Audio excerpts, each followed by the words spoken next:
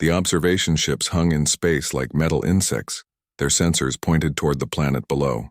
Inside the largest vessel, Counselor Vren watched the human military exercise with growing horror. Her 4 eyes blinked in sequence as another explosion lit up the valley on the planet's surface. "They used another atomic weapon," her assistant whispered. "That's the third one in this exercise." Vren's translator device clicked and buzzed, struggling to process the human military reports it was intercepting. The words acceptable losses and collateral damage kept appearing, but her device couldn't find proper equivalents in her language. Such concepts didn't exist among her people. On the planet Nova Sol, Colonel Taeyang Choi stood on a hilltop overlooking the valley. Smoke rose from a dozen impact points where his Marines had tested their new weapons. The tactical nuclear device had vaporized the old factory complex they'd been using as a target. Clean, efficient, and perfectly within safety parameters for a training exercise. "Sir, we're detecting unknown ships in orbit," his communications officer reported. "They've been watching us for the past hour." Taeyang smiled slightly. Earth Command had been expecting this. Humanity had expanded to 17 colony worlds, and sooner or later, someone else was going to notice. He touched his earpiece. "Tell them we see them too. Invite them down for a conversation." In orbit, Vren nearly fell from her perch when the invitation came through. "They know we're here," she said to War Master Korath, the reptilian advisor from the Saurid Dominion. "And they're inviting us to meet them." Korath's scales rippled in what his species considered a smile. "At least they're polite about it. Not many species notice our stealth ships." "Their weapons concern me more than their sensors," Vren replied. "Did you see what they did to that valley? They destroyed everything within 5 kilometers. For practice." 3 hours later, the first diplomatic meeting between humanity and the Galactic Council took place in a prefabricated building on Nova Sol's main settlement. Ambassador Jiwoo Park sat across from Vren and 5 other alien representatives. The humans had set out chairs, but only 2 of the aliens could use them. The others stood or coiled near the table. "Welcome to Nova Sol," Jiwoo said warmly. "We're honored to meet other spacefaring species." Vren's translator made several concerning sounds before rendering Jiwoo's words into something she could understand. "We represent the Galactic Council," Vren began carefully. "We've been observing your species for several months now. Your expansion into this region of space has been noticed." "We hoped it would be," Jiwoo replied. "We've been looking for neighbors." War Master Korath leaned forward. "We need to discuss your military capabilities. What we observed today was deeply troubling." Jiwoo glanced at Colonel Taeyang, who stood quietly near the back of the room. "Our exercise? That was standard training. We conduct them monthly to keep our forces sharp." The room fell silent. Vren's translator made a grinding noise. "Standard?"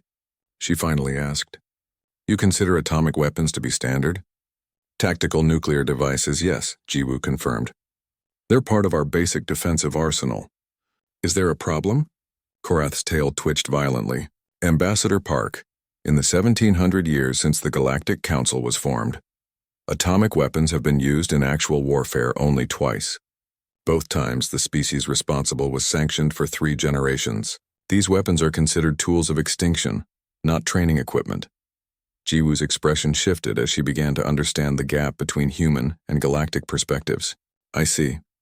Perhaps we should start with some basic information about how humans conduct warfare."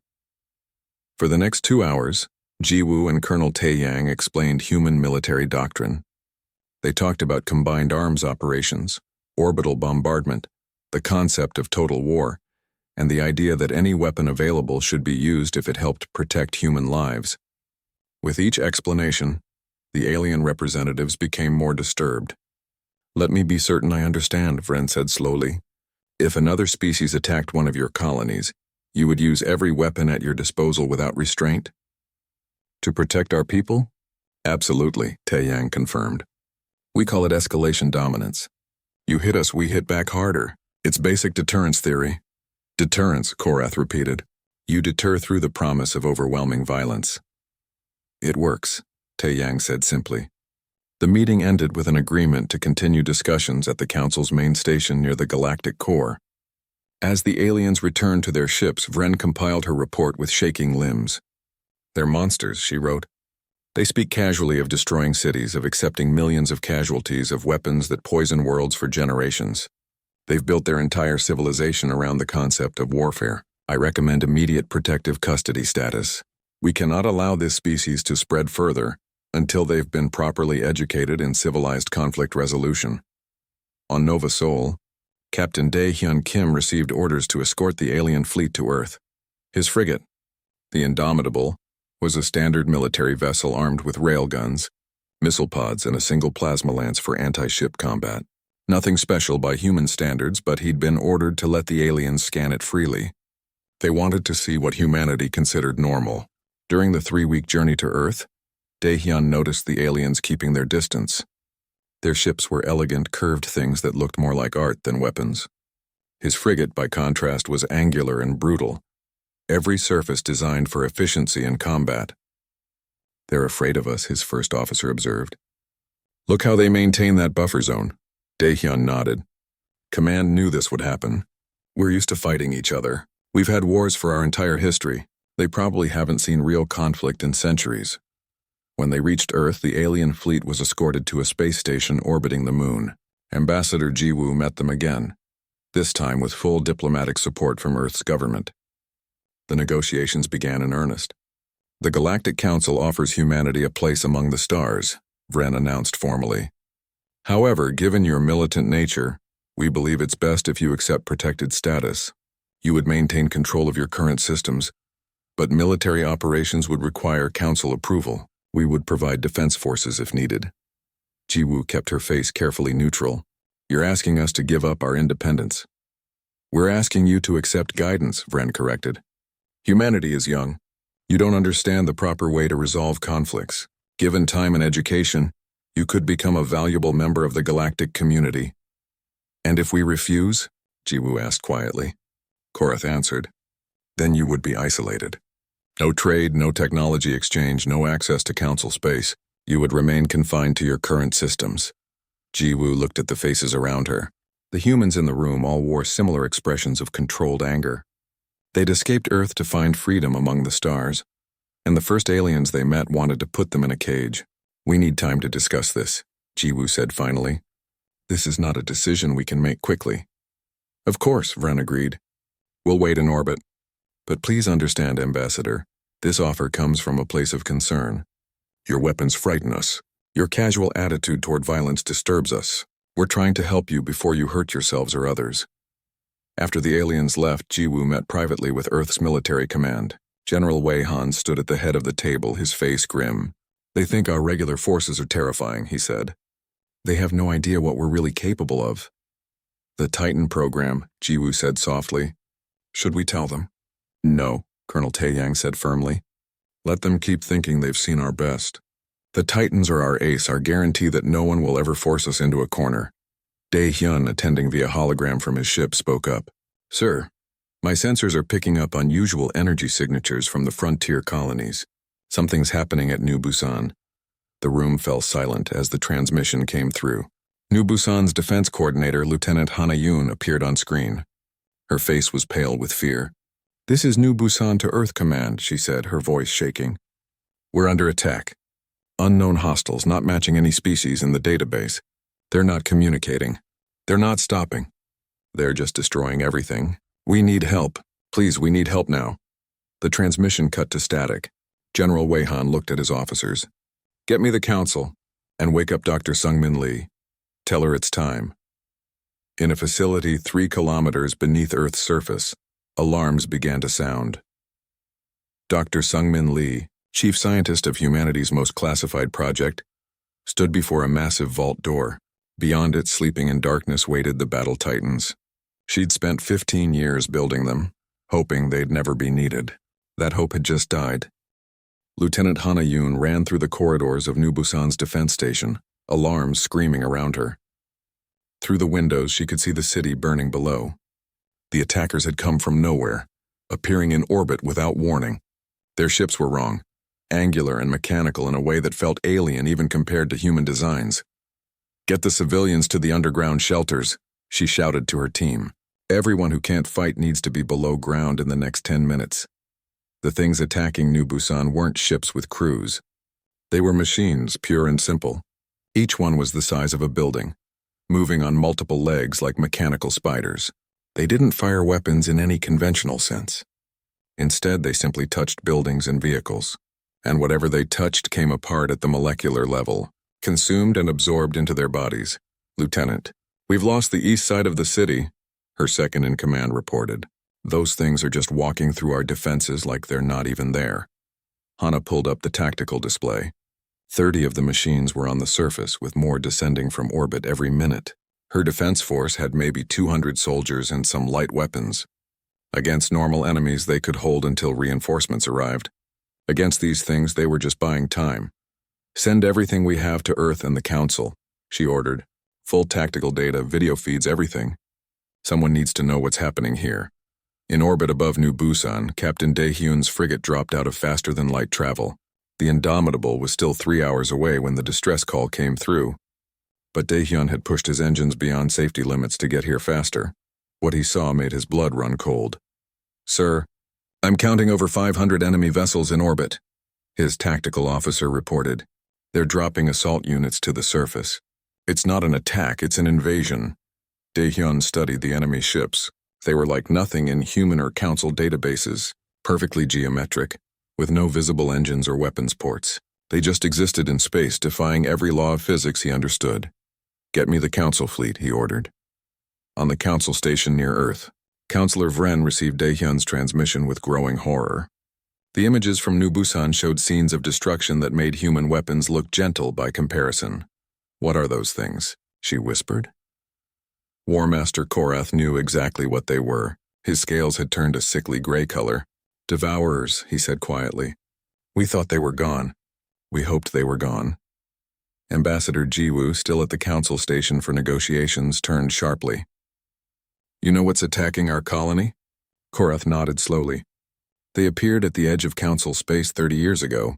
We lost 12 worlds before we managed to slow them down. They're machines, but unlike any artificial intelligence we've ever encountered. They don't communicate, they don't negotiate. They simply consume everything in their path and use the raw materials to build more of themselves." "And you didn't think to mention this?" Jiwoo's voice was dangerously calm. "We believed we had contained them," Vren said defensively. "They haven't moved toward council space in 2 decades. We thought they'd become dormant." "They weren't dormant," Korath said. "They were waiting, building, and now they're moving again." On New Busan, Hana managed to evacuate 3,000 civilians into the deep shelters before the defense station was breached. The Devourers climbed the walls like insects, their mechanical legs finding purchase on smooth metal.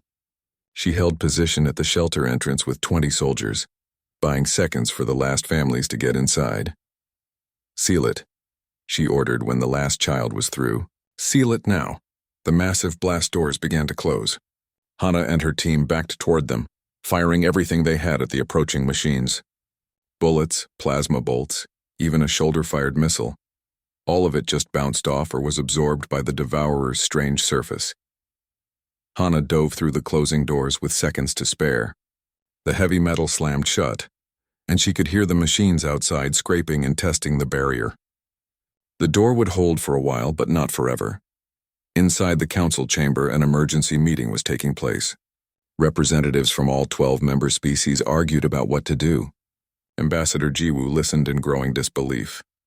"We need to establish a perimeter," one representative said. "Contain the threat and observe its behavior patterns. Military intervention should be measured and proportional," another added. "We can't simply rush in with maximum force." "New Busan has civilians trapped on the surface," Jiwoo interrupted.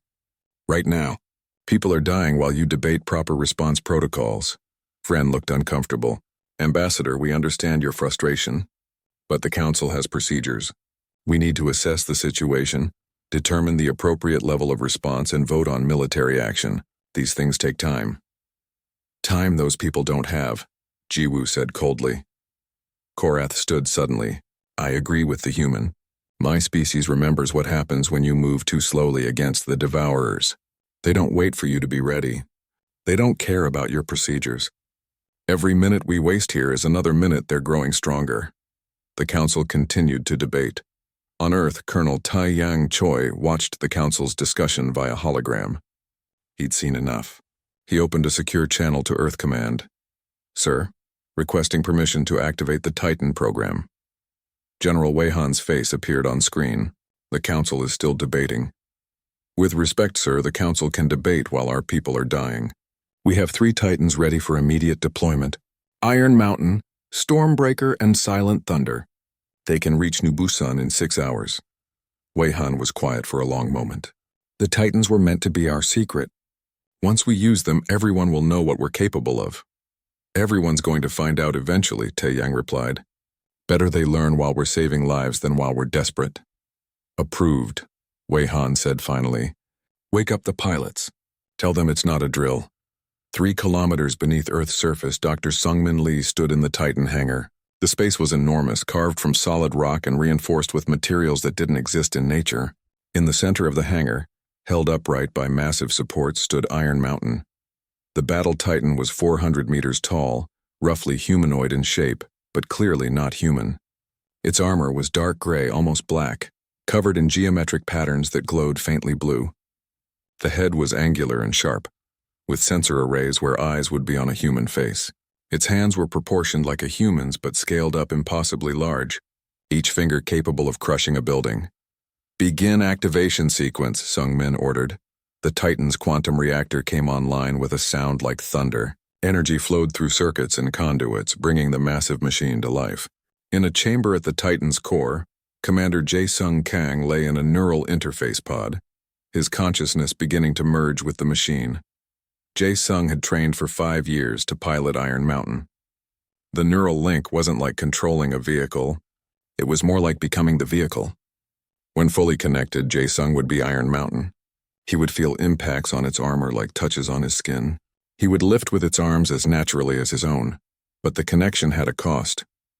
Every pilot felt phantom pain when their Titan was damaged. Some never fully disconnected, their minds permanently changed by the experience.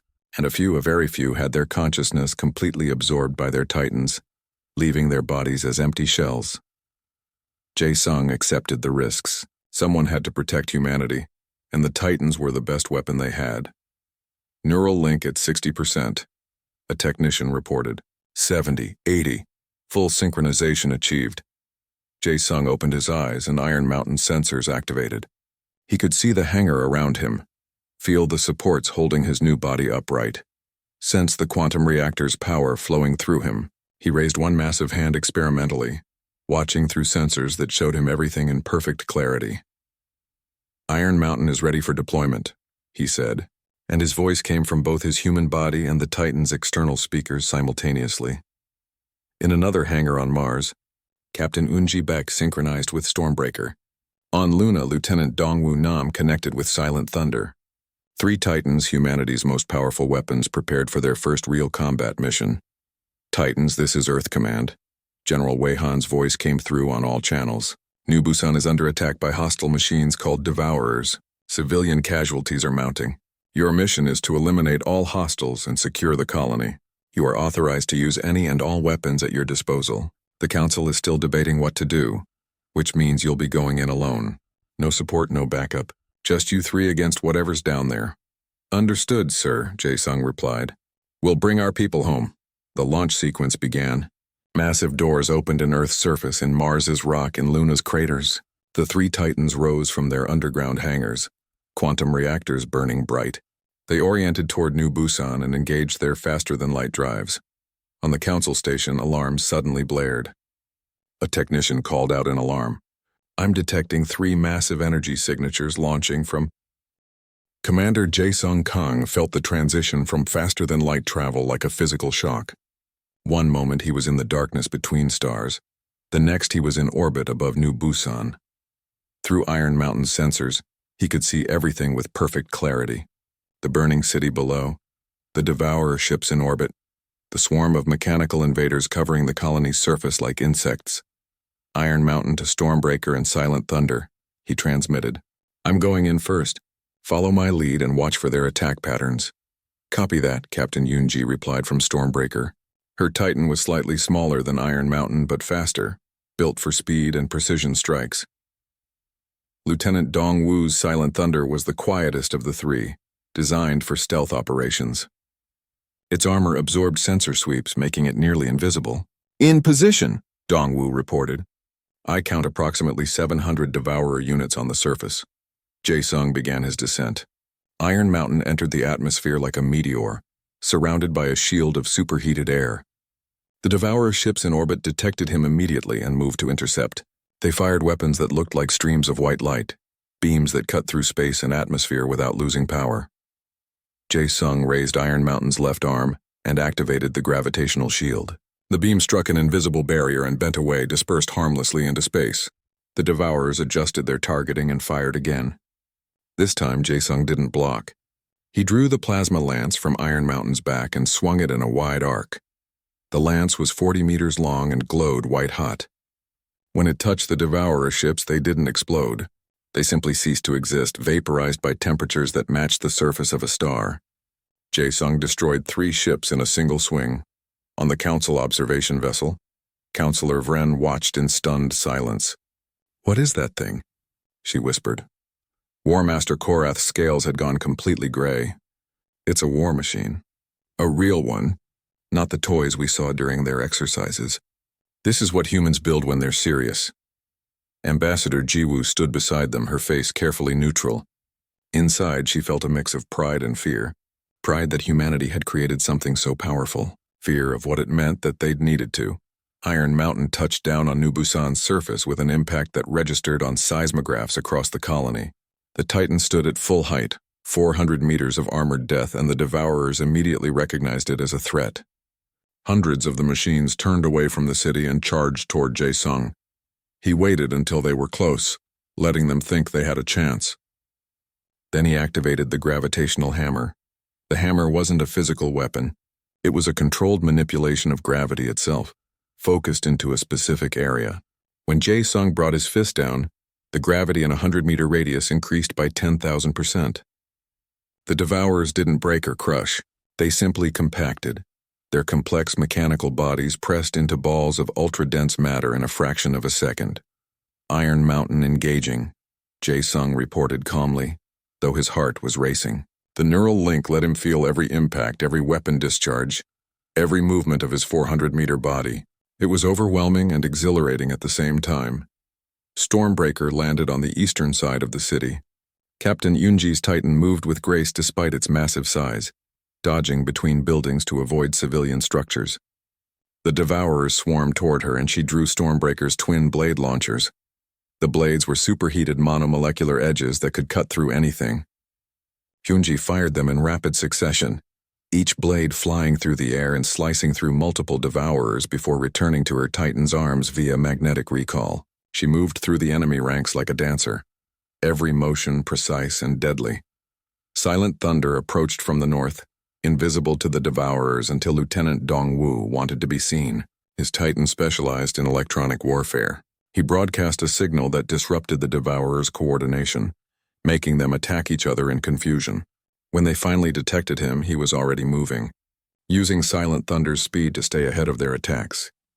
In the underground shelter, Lieutenant Hana Yoon heard the impacts above and checked her sensors. What she saw made no sense. 3 massive energy signatures were fighting the Devourers on the surface, and winning. "What are those readings?" one of her soldiers asked. "I don't know," Hana admitted. "But whatever they are, they're on our side." The battle lasted 2 hours. The Titans moved through New Busan like forces of nature, destroying Devourers faster than they could adapt. But the machines were learning. They began attacking in coordinated waves, focusing their fire on one Titan at a time. Jae-sung felt the first serious hit as a line of fire across Iron Mountain's left shoulder. The armor held, but barely. "They're getting smarter," he reported. "Adjusting tactics." "Confirmed," Yunji replied. "They're learning to predict our movements." The Devourers began to change shape, merging with each other to form larger units. 10 machines would flow together to create something the size of a skyscraper, with weapons more powerful than the individuals possessed. The largest merged form was nearly 200 meters tall, approaching Iron Mountain's size. Jae-sung faced it directly.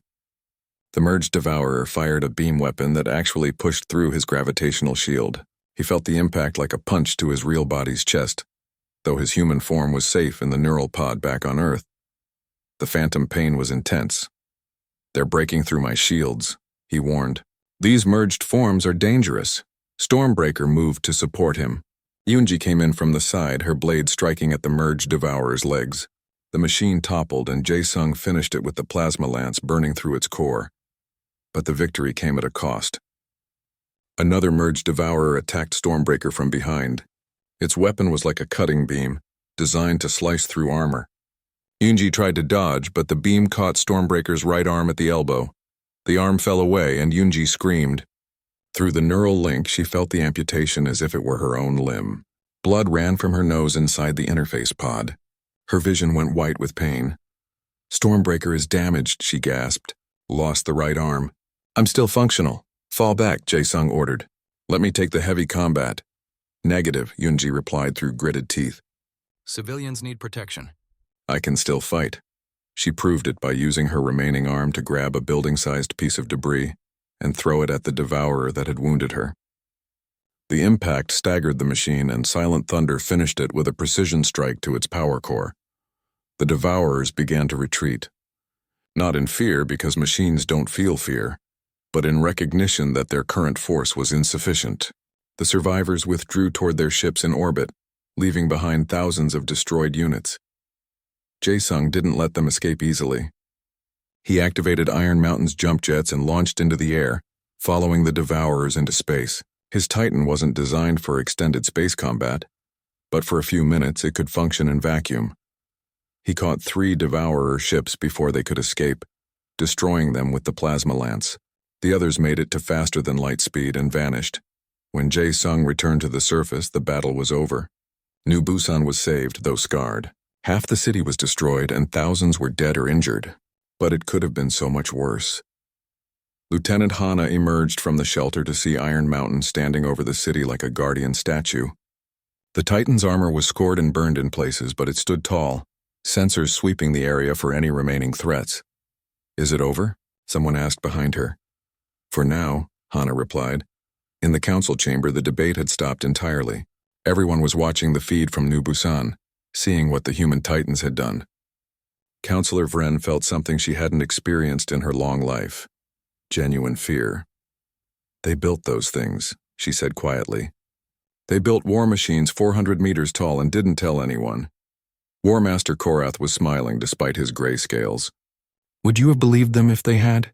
We saw their conventional forces and thought we understood humanity. We were wrong.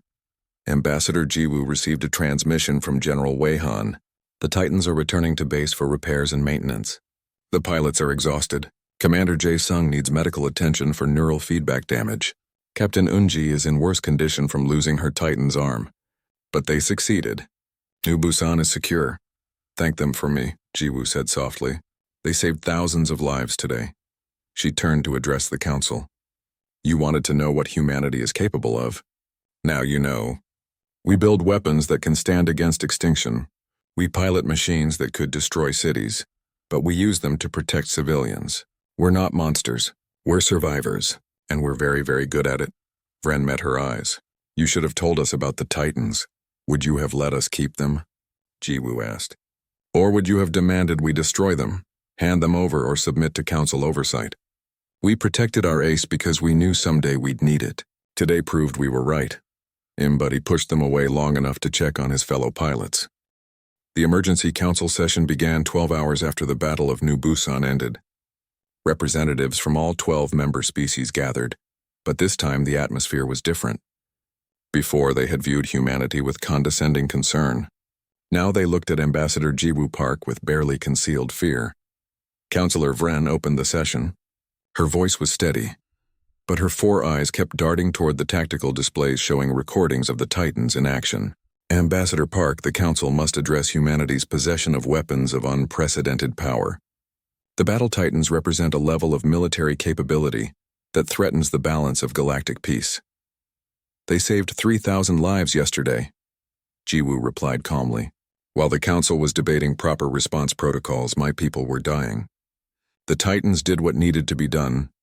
Without authorization, another representative added, a floating jellyfish-like creature whose species communicated through color changes.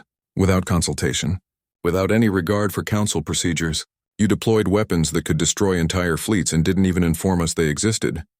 War Master Korath's tail slammed against the floor. Because you would have demanded they be destroyed. Be honest with yourselves. If humanity had revealed the Titans before the attack, what would this council have done? We would have treated it as a threat and demanded their dismantling.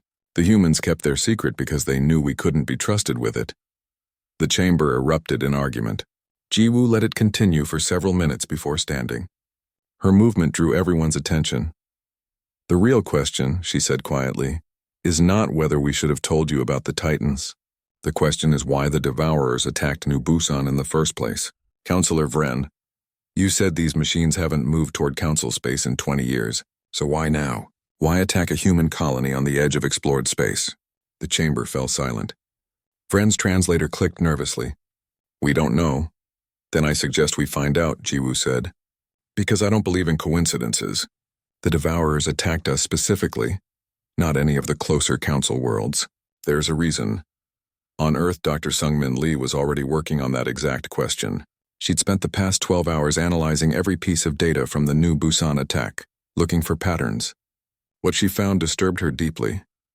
The Devourers weren't just attacking randomly, she explained to Colonel Taeyang via hologram.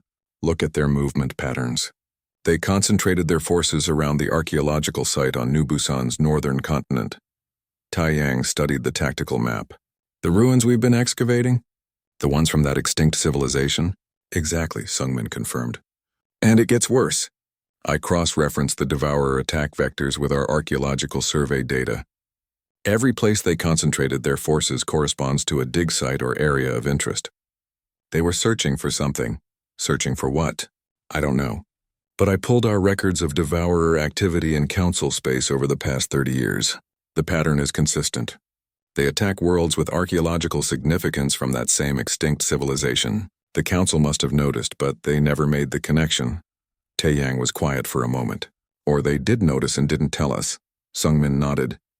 Either way, we need more information. I'm recommending we send a team to examine the ruins on New Busan more carefully. Whatever the Devourers were looking for, we need to find it first. At the medical facility on Mars, Captain Yoonji Bayek lay in a recovery bed, her arm in a neural brace. The doctor said her physical arm was fine, but her brain still thought it was missing. The phantom pain from losing Stormbreaker's limb had created a psychological wound that would take weeks to heal. Commander Jae-sung visited her during his own recovery. He walked slowly, his body still adjusting after days connected to Iron Mountain's neural interface. How are you feeling? He asked. Yoonji laughed bitterly. Like I lost an arm. Even though I can see it right here, I can still feel it being cut off. Every time I close my eyes, I'm back in that moment. It fades, Jae-sung said gently. Not completely, but it gets better. I've been doing this longer than you? The phantom pains become memories instead of immediate sensations. Is it worth it? Yoonji asked. The power we have in the Titans, is it worth what it costs us? Jae-sung thought about the 3,000 civilians alive because of their actions. Yes, but that doesn't make it easy. A technician interrupted them with urgent news. Sirs, you need to see this. Dr. Lee has found something. They gathered in the briefing room where Sungmin had compiled her findings. Images of ruins covered the screens, stone structures older than human civilization, built by a species no one had ever met. The extinct civilization that left these ruins was incredibly advanced, Sungmin explained. More advanced than humans, more advanced than the Council. They had technology we still don't understand. About 3,000 years ago, they simply vanished. No one knows why. And the Devourers? Jae-sung asked. I believe the Devourers are connected to this civilization. Either they were created by them or they're what destroyed them. The machines are searching the ruins for something specific. Technology, data, maybe even surviving members of the species. We don't know. Colonel Taeyang appeared on the hologram projector. Earth Command has authorized a full investigation. We're sending a research team to New Busan, protected by a military garrison. If the Devourers come back, we'll be ready. There's one more thing, Sungmin said hesitantly. I've been tracking the Devourers' movements over the past 30 years. They're following a pattern, moving from world to world in a specific sequence. Based on that pattern, I can predict their next target. She brought up a star chart. A single point glowed red. Earth, she said quietly. They're coming to Earth, and based on their speed and the pattern of their movements, they'll arrive in approximately 72 hours. The room fell silent. In the council chamber, Ambassador Jiwoo received the same information. She stood before the assembled representatives and delivered the news with cold precision. The Devourers are coming to Earth. We have 3 days to prepare. I'm here to request whatever assistance the council can provide. Ships, weapons, tactical support. Anything you can spare? Vren looked genuinely distressed.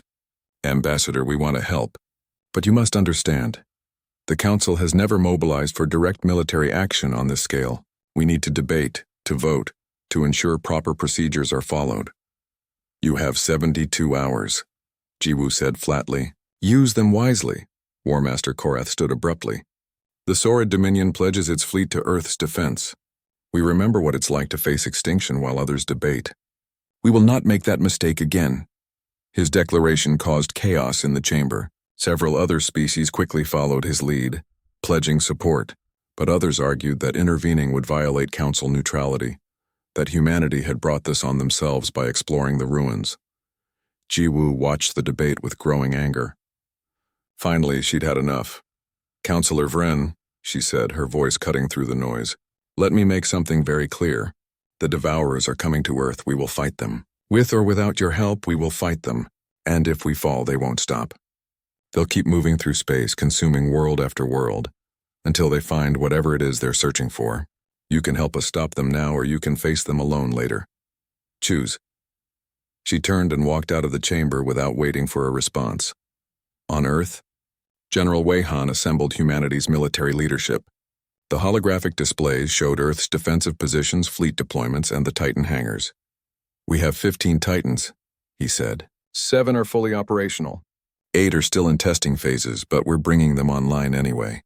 We have 72 hours to train new pilots and prepare our defenses. The Devourers destroyed hundreds of ships at New Busan with a fraction of their forces, someone pointed out. What makes you think we can stop a full-scale assault? Because we're fighting for our home, Colonel Tae-yang replied. And because we don't have a choice. Commander Jae-sung looked at the faces around the table. Tired, scared, but determined. What about the new pilots? Have we selected them?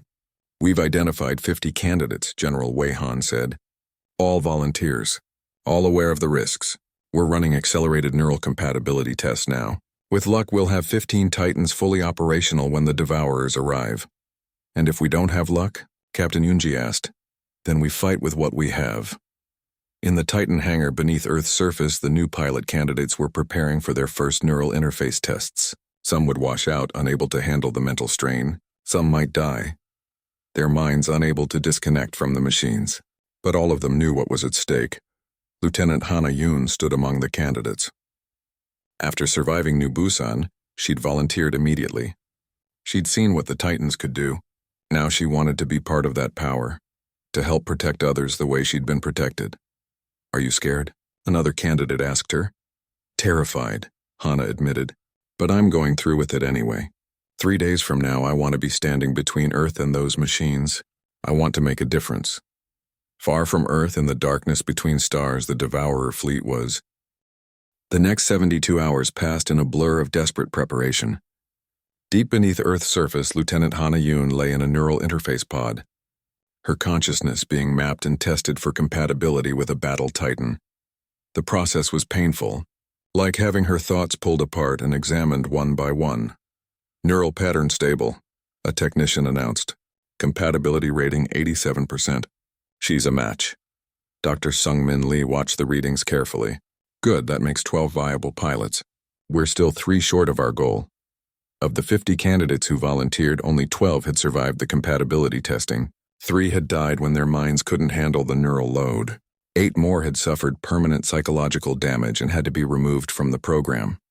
The rest simply weren't compatible, their brain patterns unable to sync with the Titan's control systems. How much time until the Devourers arrive? Sung-Min asked. 28 hours, came the reply. Above the surface, Earth's military was mobilizing on a scale never seen before. Every warship humanity possessed was being moved into defensive positions around the planet. Orbital platforms that had been designed for peaceful purposes were being hastily retrofitted with weapons. The moon's garrison was preparing for ground combat, knowing that if the Devourers reached the lunar surface, Earth itself would be next. In the council chamber, the debate had finally ended. Councillor Vren stood before the assembly, her 4 eyes tired but determined. "The council has voted," she announced. "By a margin of 7 species to 5, we will provide military assistance to Earth. All available council fleet elements are being redirected to human space. We will stand with humanity against the Devourers." War Master Korath allowed himself a small smile. It wasn't unanimous support, but it was enough. His own Saurid fleet was already in position around Earth, adding their ships to humanity's defenses. Ambassador Jiwoo received the news with relief. "Thank you, Counselor. Earth will remember this." "I hope there's an Earth left to remember," Vren replied quietly. Captain Dae Hyun Kim stood on the bridge of the Indomitable, now flagship of Earth's 3rd Fleet.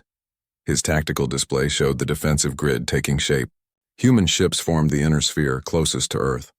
Council vessels took positions in the outer sphere, ready to intercept the Devourers before they reached the planet.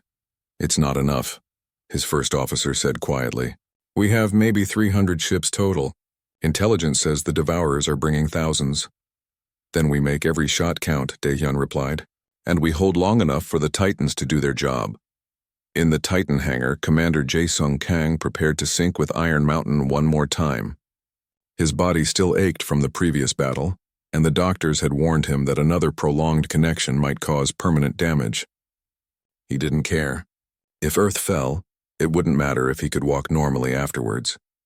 Captain Yoonji was also preparing despite protests from the medical staff. Stormbreaker had been repaired, its new arm installed and tested. The physical repairs were complete. But Yoonji's phantom pain remained. When she entered the neural interface, she would feel that arm being cut off all over again. "Are you sure about this?" Jae-sung asked her. "No," Yoonji admitted. "But I'm doing it anyway." The new pilots were being assigned to the other Titans. Lieutenant Hana would pilot Titan Unit 07, which had been named Guardian's Stand by its designers. She'd had only 2 days of training, far less than the months or years most pilots received. But there was no more time. General Wei Han addressed all the Titan pilots via hologram. 15 faces looked back at him, some experienced, most terrifyingly young. "In a few hours the Devourers will arrive," he said simply. "Our fleet will engage them in space, but we all know they'll break through. When they do, you'll be Earth's last line of defense. Your job is to protect the civilians, hold the defensive line, and destroy that core vessel. Intelligence says it's some kind of factory ship. As long as it exists, the Devourers can build new units faster than we can destroy them. Take it down and we win. And if we can't reach it?" someone asked. Wei Han's expression was grim. "Then we fight until we can't fight anymore. But we don't surrender. We don't retreat. Earth stands or falls with us." The pilots dispersed to their Titans. Jae-sung climbed into Iron Mountain's interface pod, feeling the familiar sensation of his consciousness expanding. His awareness spread through the massive machine, 400 meters of armor and weapons becoming an extension of his body. Around him, 14 other Titans were going through the same activation sequence. "All units report status." Colonel Tae-yang ordered from the command center. "Iron Mountain, ready for combat. Stormbreaker, ready for combat. Silent Thunder, ready for combat." One by one, the Titans reported their readiness. When Lieutenant Hana's turn came, her voice was shaky but determined. "Guardian Stand, ready for combat." The Titans moved to their defensive positions, most clustered around Earth's major cities, ready to protect the billions of civilians below. 3, including Iron Mountain, positioned themselves near the planet's largest archaeological site, where human researchers had been studying the extinct civilization's ruins. If Dr. Sungmin was right about the Devourers searching for something specific, they would come here. The wait was agonizing. Sensors tracked the approaching fleet, watching as thousands of Devourer ships dropped out of faster-than-light travel at the edge of Earth's solar system. The core vessel was exactly where intelligence said it would be, a massive sphere of dark metal larger than Earth's moon. "All fleet units." "This is Admiral Hyun-woo Song," Earth's supreme military commander announced. "Remember your training. Protect the planet. Make them pay for every meter of space. And if you see an opening on that core vessel, take it. Good luck to all of you." The Devourers began their approach.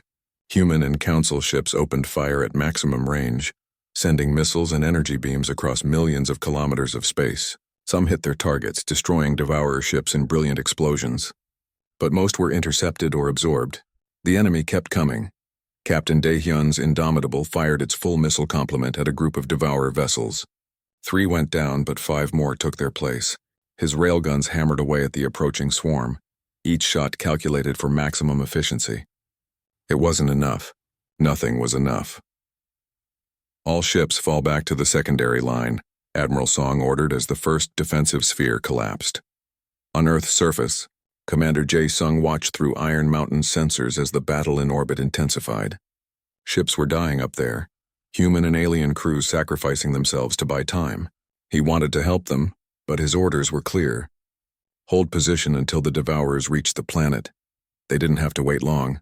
The first Devourer landing ships broke through the orbital defenses and plunged toward Earth's atmosphere.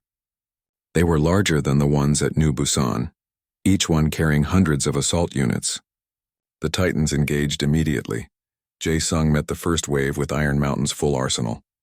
The plasma lance swept through landing ships like they were paper. The gravitational hammer crushed dozens of machines with each strike. But more kept coming, an endless swarm of mechanical death. Lieutenant Hana fought with Guardian's stand, her movements clumsy compared to the veteran pilots but improving with each second. The neural interface was teaching her even as she fought, her mind adapting to the Titan systems faster than any training could achieve. She protected a evacuation shelter, using her Titan's massive body to shield it from Devourer weapons. Captain Yoonji pushed Stormbreaker to its limits, her phantom pain forgotten in the heat of battle. She'd learned from losing her Titan's arm before. This time, she didn't give the Devourers a chance to target her weak points. She moved constantly, striking and withdrawing, never staying in one place long enough to become an easy target. But the Devourers were adapting faster than before. They'd learned from New Busan. They knew how to hurt Titans now, and they focused their attacks with terrifying efficiency. One of the new pilots, a young man named Kyung-soo, went down when his Titan's shields failed. The machine swarmed over his fallen form, tearing it apart. His screams echoed through the neural link before cutting off abruptly. Titan Unit 09 is down, Colonel Tae-yang reported grimly. Pilot status unknown. Jae-sung felt the loss like a physical blow, but he couldn't stop to mourn. More landing ships were approaching, and the core vessel was descending through Earth's atmosphere. It moved slowly, its massive bulk protected by shields that shrugged off everything the orbital platforms could throw at it. "This is Iron Mountain to all Titans," Jae-sung transmitted. "The core vessel is our primary target. We need to breach its hull and destroy it from inside. I'm taking Stormbreaker and Silent Thunder for an assault run. The rest of you hold the defensive line. Don't let any Devourers through to the cities." "Negative," General Wei-han's voice cut in. "Commander, that's a suicide mission." "I know, sir. That's why I'm only taking volunteers," Captain Yoonji responded immediately. "Stormbreaker is with you." Lieutenant Dongwoo's Silent Thunder joined them. "Wherever you're going, I'm going too."